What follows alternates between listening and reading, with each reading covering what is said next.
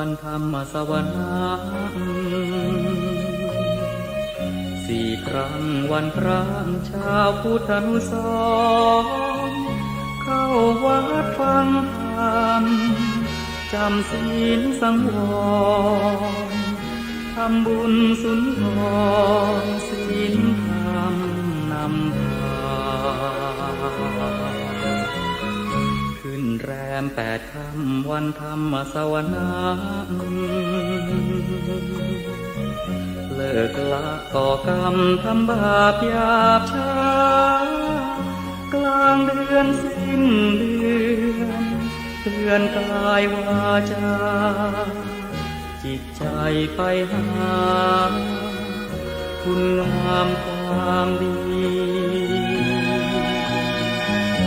ประพฤติยึดธรรมประจำชีวิ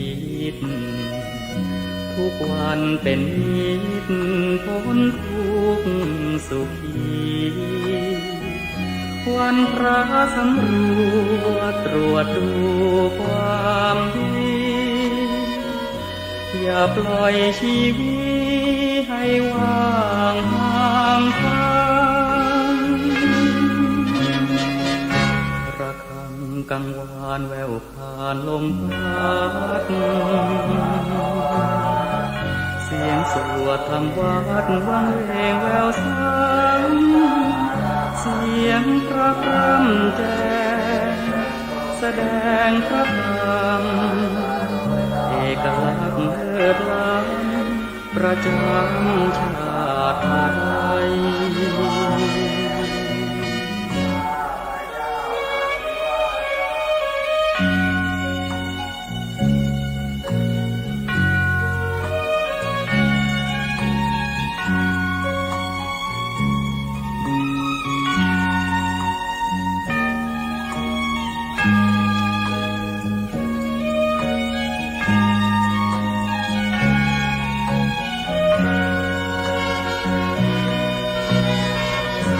ประพฤติยึดธรรมประจำชีวิ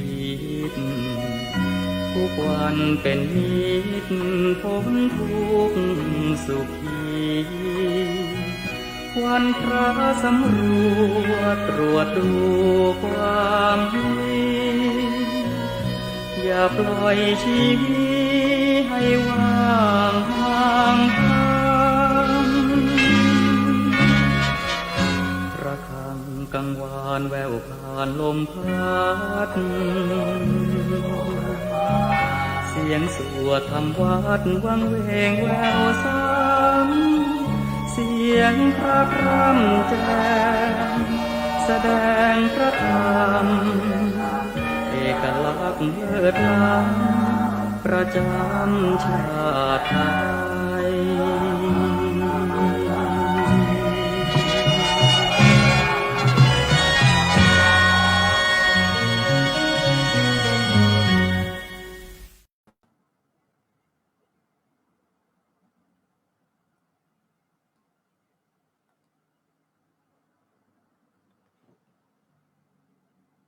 เจริญพรท่านสาธุชนทั้งหลายรายการธรรมทานจากวัดพุทธปัญญาเมืองพอมานารัฐแคลิฟอร์เนียประเทศสหรัฐอเมริกาพบกับท่านสาธุชนทั้งหลายอีกครั้งหนึ่งเมื่อวานนี้เป็นวันแรม15 ค่ำเดือน8หลังนั่นก็หมายความว่าเราได้เข้าพรรษาผ่านมาแล้วถึง15 วันเต็มคติธรรมที่เราตั้งกันขึ้นมาสำหรับพรรษานี้เข้าพรรษาปีนี้เพิ่มความดีแก่ตนเพิ่มความสุขแก่คนใกล้ชิดคติธรรมนี้มาจากหลักคำสอนที่พระพุทธเจ้าตรัสว่าสังขารทั้งหลาย มีความเสื่อมไปเป็นธรรมดาท่านทั้งหลายจงยังความไม่ประมาทให้ถึงพร้อมเถิด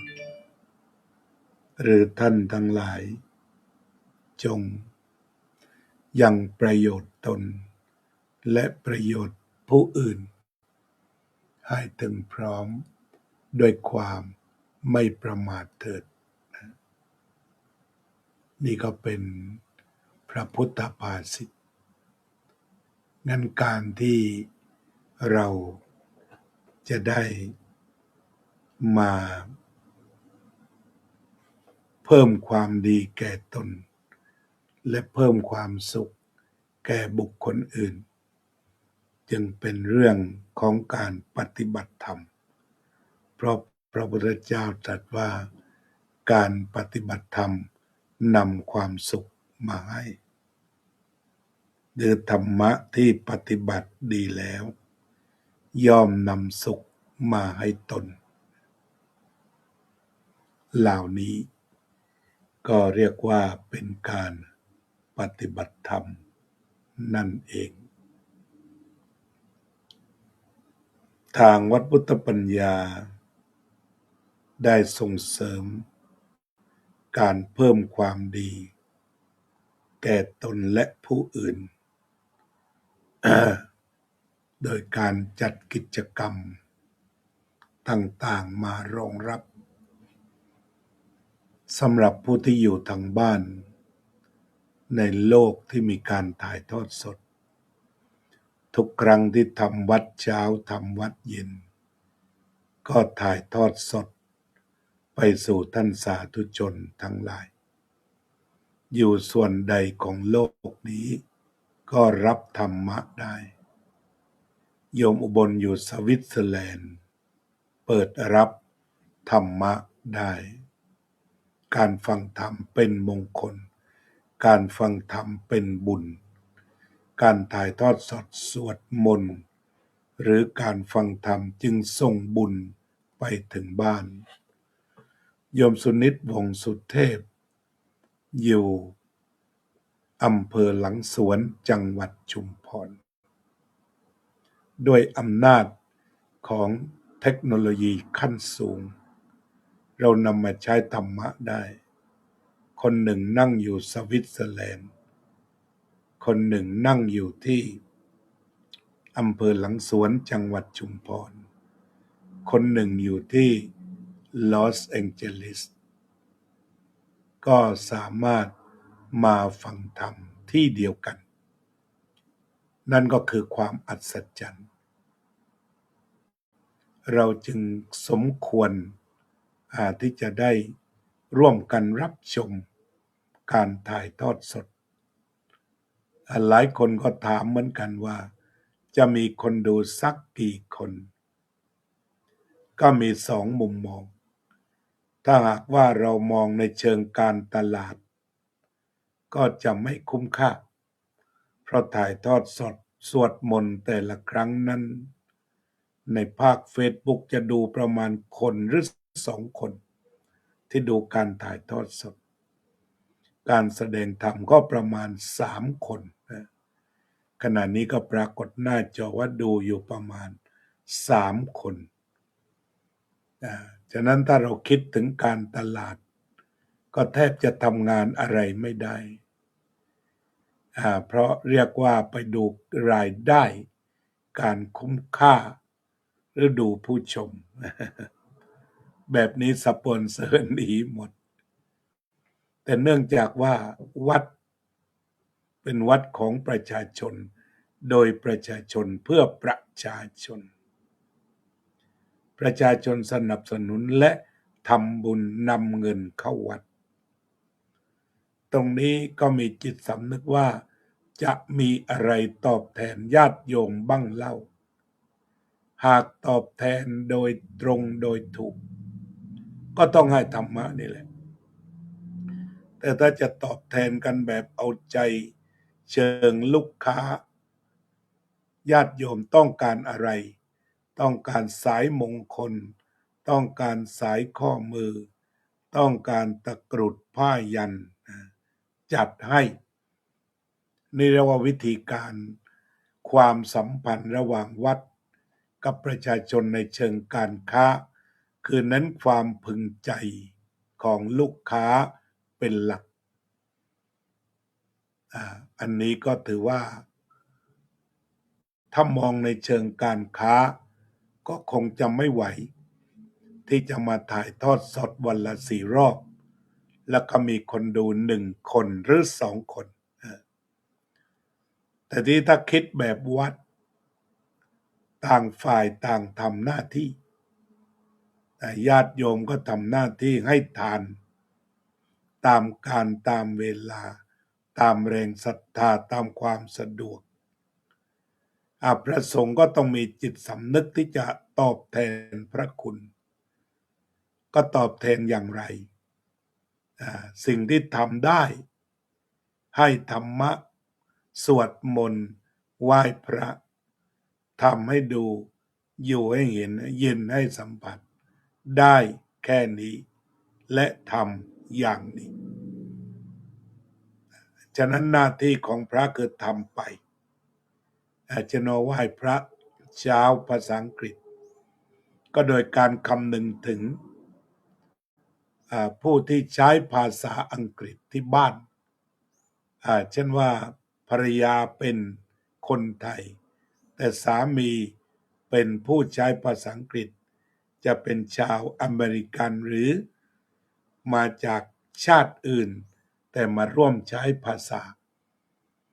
หากเห็นว่าภรรยาฟังอะไรจะได้ฟังออกด้วยก็มีสวดมนต์ภาษาอังกฤษให้รายการธรรมะตอนเช้าก็จัดรายการธรรมทอล์ก from ธรรมทูตโดยให้พระธรรมทูตทั้ง3 รูปที่ผ่านการอบรมดร.พระมหานรินทร์ นรินโทดร.พระนรงค์ วุฒิเมธีและพระมหาวัชรินทร์ อัคคการี3 รูปนี้เป็นพระธรรมทูตจบพระธรรมทูตอาตมาในฐานะเจ้าอาวาสก็จะต้องจัดงานให้เหมาะกับพระธรรมทูตคนอื่นอาจจะมองเป็นอย่างอื่นว่างานวัดหลายชนิดจะเป็นงานกรรมกรงานตกแต่งงานผูกผ้าที่ทำกันโดยทั่วไปก็ได้อยู่แต่อาตมาคิดว่างานแสดงธรรมคืองานของพระธรรมทูตฉะนั้นเมื่อมาอยู่วัดพุทธปัญญาก็จัดหัวใจวันอาทิตย์ก็มอบให้ทั้ง3 ท่านได้ทำหน้าที่พระธรรมทูตด้วยความภูมิใจให้ทั้ง3 ท่านเลยดำเนินการคุยกันก็ให้นโยบายว่าได้ทำงานส่วนใครจะแสดงธรรมเรื่องอะไรก็เพียงแต่ไกลกว้างๆเช่นด้านดร.พระมหานรินทร์ท่านก็เก่งด้านพระไตรปิฎกลึกก็แล้วแต่ท่านจะนำมาหรือว่าเมื่อคืนท่านประทับใจกฎบัตรชาวพุทธของหลวงพ่อพุทธทาสท่านก็นำมากล่าวในคืนวันพระก็ได้ฉะนั้นสิ่งที่จัดเป็นรายการธรรมะก็คือเป็นเรื่องหน้าที่หลักของพระที่เรียกว่าธรรมทูตอันมาปฏิบัติหน้าที่ในอเมริการายการธรรมะ2 ภาษาไทยด้วยภาษาอังกฤษด้วยนั่นก็หมายความว่าพระธรรมทูตได้เทศภาษาไทยและได้เทศภาษาอังกฤษก็ไม่มีชาวอเมริกันมาฟังหรอกแต่ถ่ายทอดสดอาจจะมีบ้างก็ทำหน้าที่ให้พระธรรมทูตได้ภูมิใจที่เรียนภาษาอังกฤษมาแล้วและมาฝึกภาษาที่อเมริกาเพิ่มจะได้ใช้ภาษาสื่อพระธรรมตามเจตนาอันนี้คือหน้าที่ทางวัดพุทธปัญญาจัดให้พระได้ฝึกฝนพระให้พระได้ฝึกฝนตนเกิดต่อมาก็ไม่ได้จับพระมาฝึก แต่ว่าวางแนวให้ท่านได้ฝึกฝนท่านในการแสดงธรรมภาษาอังกฤษสลับกัน3 รูปต่อ1 อาทิตย์นั้นก็นับว่าทีและจะต้องตื่นตัวในการเตรียมเรื่องตามสมควรนี่ก็คือเรื่องที่ทางวัดจัดในส่วนพระอาตมาเองก็ร่วมกิจกรรมทำวัดเช้าทำวัดเย็นทั้ง4 รอบเช้าภาษาอังกฤษก็ไปเตรียมการก่อนถ่ายทอดสดในช่วงใกล้เพลญาติโยมมาได้สักก่อน11 โมงก็จะทำวัดเช้าด้วยกันเพื่อเพิ่มบุญในส่วนภาวนานี้ภาคบ่ายถ้ายังอยู่ก็ทำสมาธิด้วยกันบ่าย 2จะถ่ายทอดสดอีกตอนนี้ตั้งแต่ถ่ายมา15 วันถ่ายทอดสดสวดเนี่ยจะมีคนดูไม่เกิน5 คนนะ2 คนสูงสุด1 คนพอได้ส่วนมากจะไม่มีใครดูแต่อาตมาก็จะทำไปเรื่อยๆกันแล้วกันก็ไม่มีวันหยุดนอกจากเหตุปัจจัยว่าพอก็พอทีนี้เวลาหยุดก็คาดว่าอาจจะหยุดขาดก็ตั้งใจดูถ้าว่าเสียงตอบรับทุกด้านเงียบมากเราก็ค่อยหยุดก็คือหยุดใช้สื่อไปมาดูลมหายใจมาทำภารกิจส่วนตนแต่นี้ก็ยังคิดว่ายังจะเอื้อเฟื้อได้อยู่ถ้าพอมีผู้ตอบรับบ้างเช่นพี่น้องที่ฟังอยู่ทางอเมริกาเนี่ยเอาบ่าย 2เข้ามาดูอีกสักนิดนึงทำวัดเย็นให้11 โมงทำวัดเช้าให้นี่ก็คือการทำหน้าที่ที่ตระหนักถึงความสมดุลระหว่างพุทธศาสนิกชนและก็พระสงฆ์ที่จะทำหน้าที่โดยอยู่ที่ตัวหลักคือธรรมะตอนนี้เรื่องของพระธรรมทูตที่มาทำหน้าที่ก็จัดให้เต็มที่ท่านจะได้แสดงออกทั้งทางโลกทางธรรมทั้งไทยทั้งภาษาอังกฤษพี่น้องชาวสวิตก็มี2 ท่านที่ติดตามกันบางทีมันก็ขึ้นอยู่กับบุญเหมือนกันก็เจอหลายคนอยู่หรอกที่สวิตแต่คำที่เหมือนกันทั้งสวิตอเมริกาคือไม่ว่าง ก็เป็นเรื่องจริงก็คือไม่ว่างเพื่อการนี้ยังไม่ว่างฉะนั้นการทำหน้าที่ของอาตมาจะเป็นส่วนตัวทำงานเพื่อพระศาสนาก็ถือว่าทำหน้าที่ทางศาสนาเพื่อส่งเสริมด้านจิตใจมุ่งไปสู่ด้านจิตใจบางทีญาติโยมมี question พระสงฆ์องค์เจ้าทำวัดสวดมนต์กันไหมบางคนก็สงสัยอยู่ที่บ้านเราก็ไม่รู้จะไปตอบใครแต่อย่างน้อยถ้าถ่ายทอดสดไปญาติโยมก็รู้ว่ามีอยู่และตอนนี้มีหลายวัดที่เห็นก็คือวัดรัตนปัญญาวัดอธรรมยตารามเนี่ยในเครือข่ายทำวัดกันเยอะเลย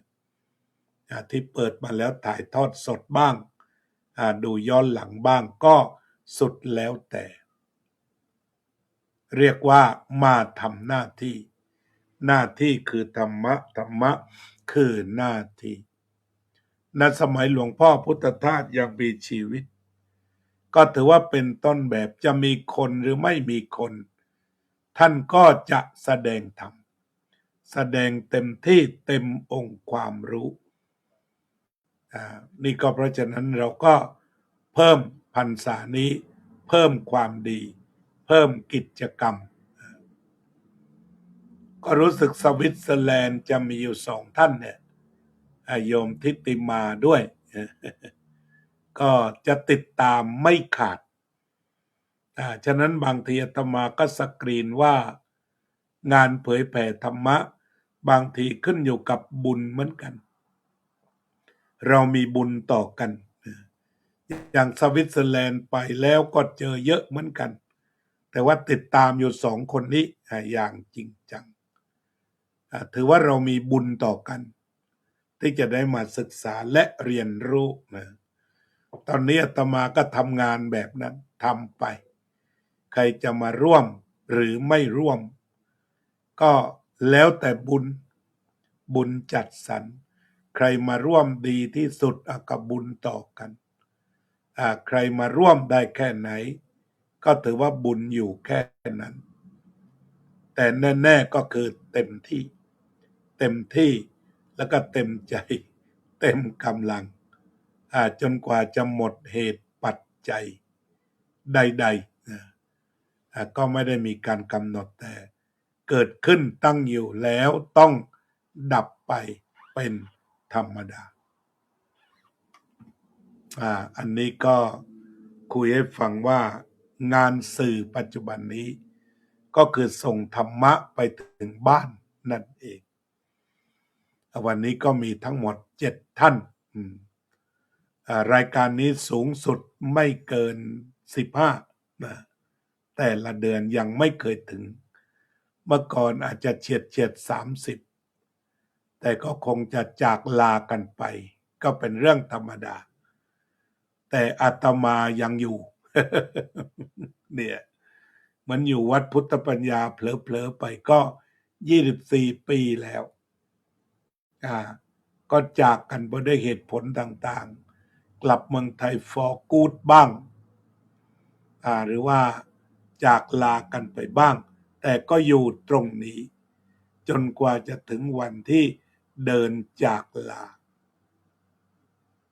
วัดพุทธปัญญาพยายามจะทำกิจกรรมที่ส่งเสริมพระศาสนา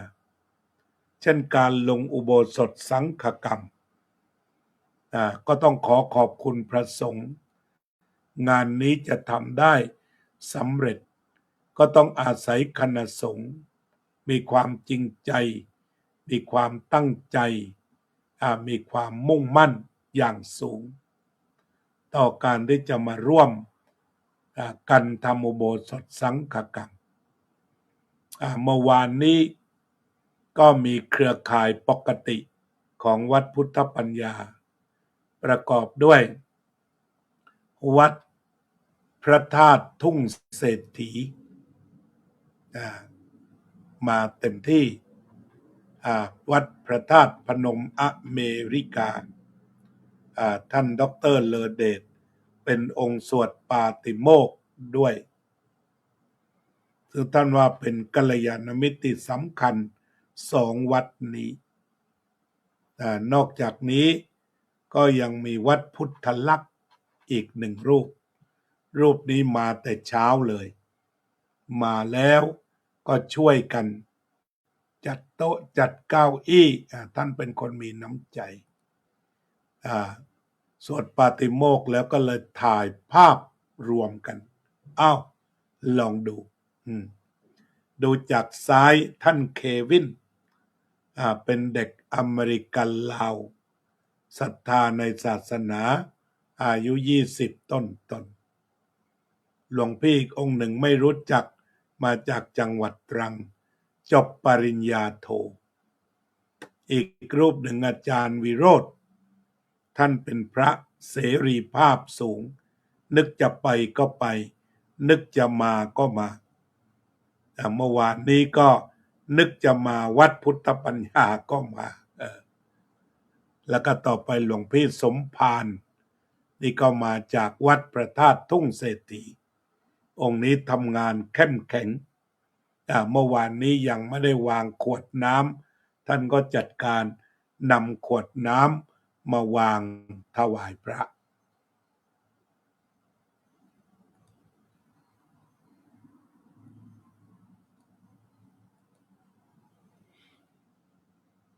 อีกรูปหนึ่งเป็นพระใหม่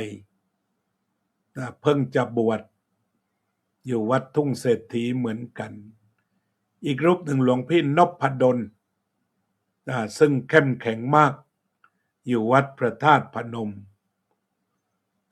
หลวงพี่ดร.พระมหานรินทร์องค์ต่อไปอาตมาก็อยู่กลางแล้วก็มีหลวงพี่อื่นๆอีกของวัดพระธาตุทุ่งเศรษฐีแล้วก็หลวงพี่วัดพุทธลักษณ์หลวงพี่วัดทุ่งเศรษฐีอาจารย์เลอเดชองค์สุดท้ายขวามือท่านดร.พระนรงค์รวมตัวกัน15รูปเต็มศาลานะรวมแล้วก็เรียกว่าเต็มอุโบสถน้อยของเราหลายรูปถามว่าทำไมพระพุทธรูปเล็กเนื้อที่ของเราเล็กเราไม่มีที่ใหญ่จึงมีพระพุทธรูปที่เหมาะแล้วก็มีเงินที่จะซื้อน้อยถ้าใช้พระพุทธรูปใหญ่ลำพังขนมาทางเรือต่างๆ5-6 พันดอลลาร์ไม่พอบางวัดถึงกับ2-3 หมื่นแต่ที่นี่ญาติโยมถวายก็ไม่ต้องเสียเงินพระพุทธรูปเล็กกับใหญ่ต่างกันอย่างไรไม่ต่างกันเพราะพระพุทธรูปเป็นสัญลักษณ์ของพระมหากรุณาคุณพระวิสุทธิคุณและพระปัญญาคุณเหมือนกันทุกครั้งได้กราบพระก็นึกถึงพระคุณเหล่านี้เอาไว้พระมหากรุณาคุณพระวิสุทธิคุณและพระปัญญาคุณให้พระคุณเหล่านี้เกิดฉะนั้นรูปเล็กรูปใหญ่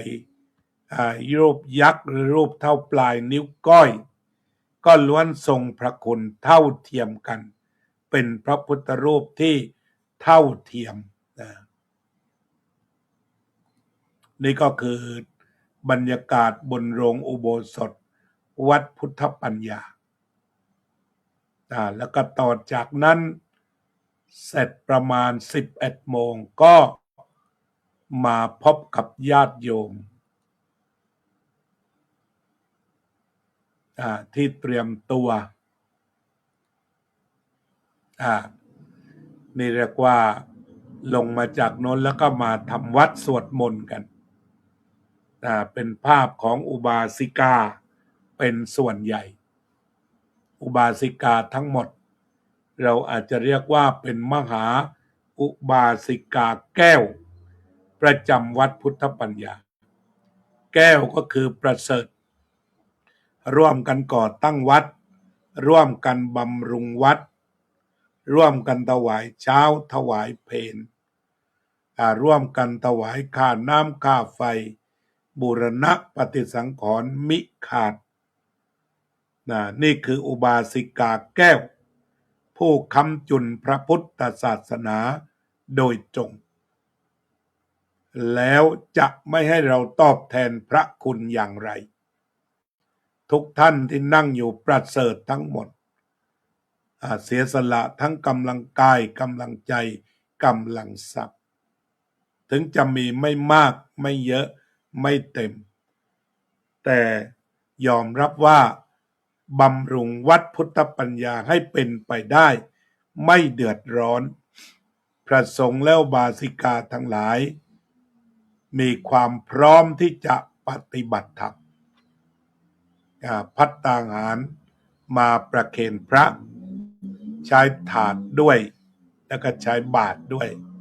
ประเคนแล้วพระก็ตักเสร็จแล้วมอบให้ญาติโยมรับประทานกันอย่างเต็มที่รับประทานไม่หมดนำกลับไปยังบ้านอีกอันนี้ก็คือกิจกรรมของวันธรรมัสวนะหรือวันฟังธรรมเมื่อวานนี้ให้ทานสมาทานศีลทำวัดสวดมนต์ร่วมกันอันนี้ญาติโยมตรึมอยู่ฝั่งนี้พระก็รับภัตตาหารบุคคลเหล่านี้มาด้วยกาย วาจาใจพร้อมบุคคลเหล่านี้ได้เดินตามอริยมรรคไม่ทำบาปบาปไม่เกิดมีแต่กุศลและเป็นผู้รักษากุศลและถามว่าทำไมทางวัดจึงฝนฝายทำสมาธิสวดมนต์ถ่ายทอดสดก็พระคุณของแม่เหล่านี้เหลือล้นอยู่บนหัวของพระทุกรูปอยู่บนหัวใจของพระทุกรูปที่ตระหนักถึงคุณค่าข้าวทุกเม็ดน้ำแกงทุกหยดที่ทุกคนบรรจงทำอย่างสุดความสามารถยันมีสิ่งใดที่จะปฏิบัติดีปฏิบัติชอบเพื่อตอบแทนพระคุณต้องทำแล้วก็การสวดมนต์ภาวนาทำสมาธิร่วมกันนี่คือจุดรวมของวัดไม่มีอะไรอีกแล้ววัดพุทธปัญญาสร้างเสร็จเรียบร้อยไม่มีสิ่งใดต้องเดือดร้อนกันหน้าที่ก็มากันสวดมนต์ไหว้พระเจริญพระภาวนาพัฒนาจิตใจทำกันอย่างนี้เวลาใครถามว่าไปวัดได้อะไรได้สวดมนต์ได้ฟังธรรมได้ทำสมาธิตอบกันอย่างนี้ไม่ใช่บอกโอ้หน้าไปอาหารเยอะถ้าเป็นแบบนี้ตั้งจิตไว้ผิดมารับประทานแต่มาแล้วก็มีน้ำใจกันทุกคนแต่ถ้าตั้งจิตว่าไปกินข้าววัดอร่อยนี่ตั้งจิตไว้ผิดแต่ถ้าตั้งไว้ว่าเอาอิ่มธรรมอิ่มท้องอิ่มใจอิ่มบุญได้สวดมนต์ได้ไหว้พระได้ทำสมาธิอิ่มใจอิ่มบุญได้แบ่งอาหารกันรับประทานอิ่มท้องนั้นทุกกิจกรรมไปอยู่ที่ใจศาสนาเป็นเรื่องของจิตใจมาแล้วให้สัมผัสความสุขทางใจความภูมิใจที่ได้เป็นส่วนหนึ่งในการบำรุงพระศาสนาไปพร้อมกันอิ่มธรรมอิ่มท้องอิ่มบุญอิ่มใจครบสี่อิ่มถ้าได้แต่อิ่มท้องอย่างเดียวยังขาดไม่เต็มร้อยเรียกว่าขาดหุ้นแต่ถ้าได้ทั้งอิ่มธรรมอิ่มท้องอิ่มบุญอิ่มใจสี่อิ่มครบถ้วนสมบูรณ์มาแล้วก็ได้ทั้งกายทั้งใจก็เป็นอันว่านำเอาข่าวกิจกรรมต่างๆมาสู่พี่น้องญาติโยมท่านสาธุชนได้ดูได้ชมกันนะเพื่อที่จะอนุโมทนายกมือสาธุแล้วก็เป็นอันว่าได้รับส่วนบุญด้วยขอบคุณทั้ง7ท่านหน้าจอโยมศิวิไลส่งดอกไม้อย่างดีสร้างสีสันในรายการได้ด้วยต่อไปนี้ก็ถึงเวลาแล้วละที่จะทำสมาธิก็จะเปิดเพลงลมหายใจใจไปอยู่ที่ไหนเชิญกลับมาอยู่กับลมหายใจสัก1 นาทีกว่าขอเชิญร่วมกันหายใจเข้าหายใจออกสติคอยบอกรู้ตื่นเบิกบานฝึกแล้วฝึกอีกฝึกจนชำนาญรู้ตื่นเบิกบานทุกลมหายใจ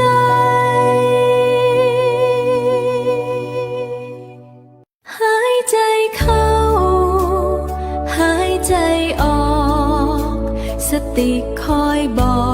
กรู้ตื่นเบิกบานฝึกแล้วฝึกอีกฝึกจนชำนาญรู้ตื่นเบิกบานทุกลมหายใจหายใจเข้า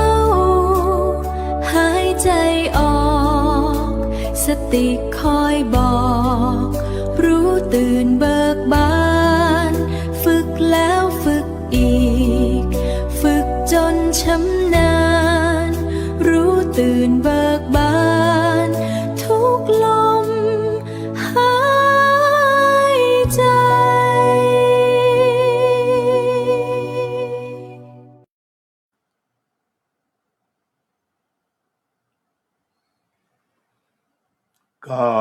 ได้ฝึกลมหายใจกันแล้วแผ่เมตตากันนะสัพเพสัตตาสัตว์ทั้งหลายที่เป็นเพื่อนทุกข์เกิดแก่เจ็บตาย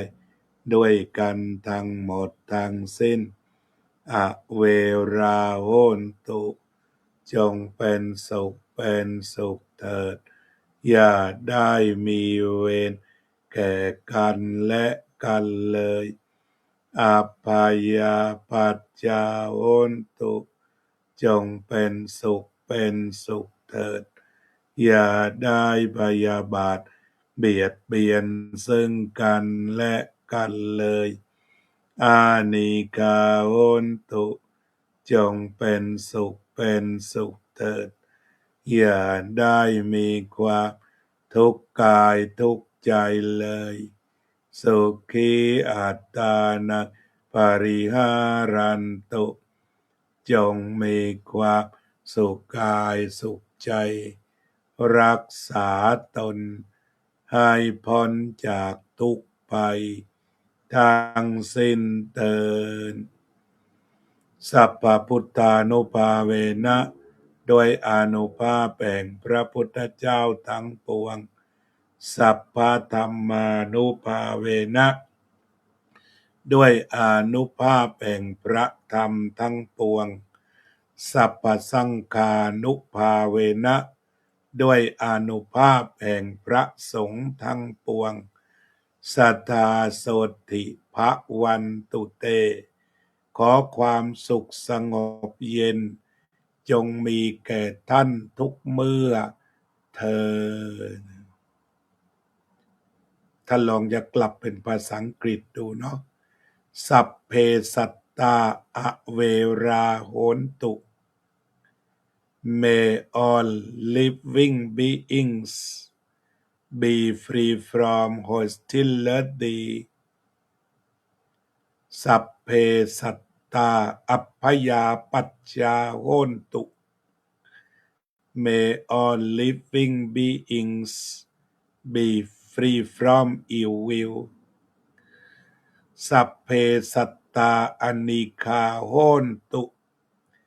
May all living beings be free from anxiety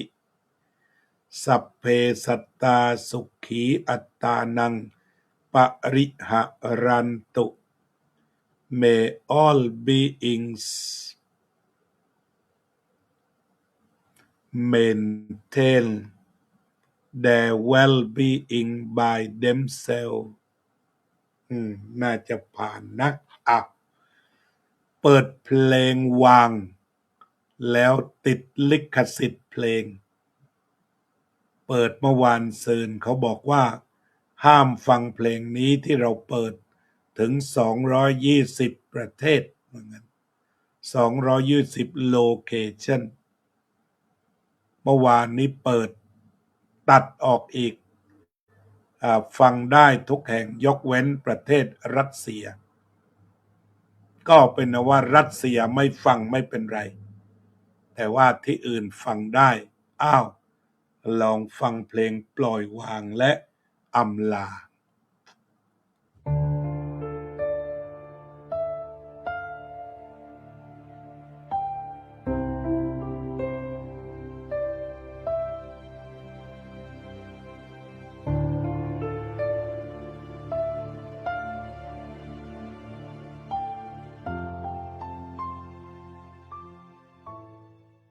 สิ่งทั้งมวลไม่ควรเพื่อยึดถือ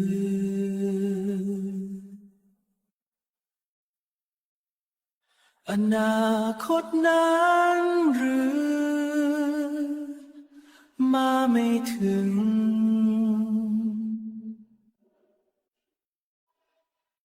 อดีตผ่านพ้นไป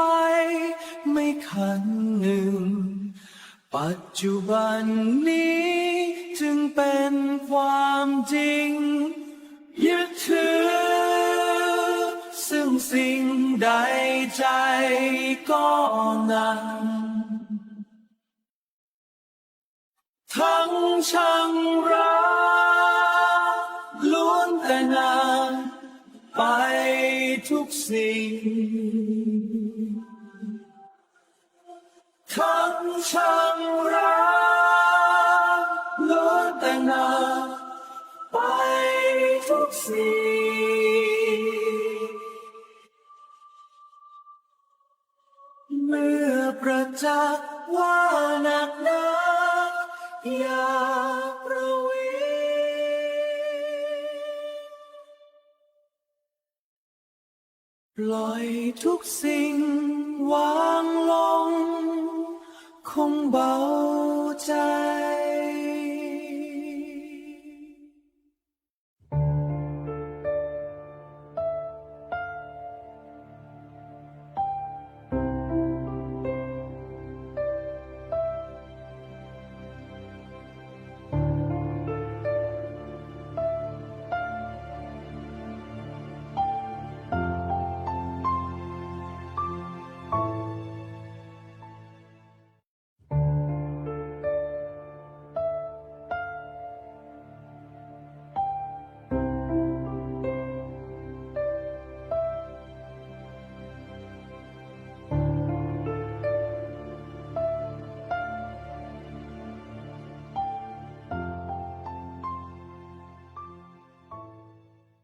สิ่ง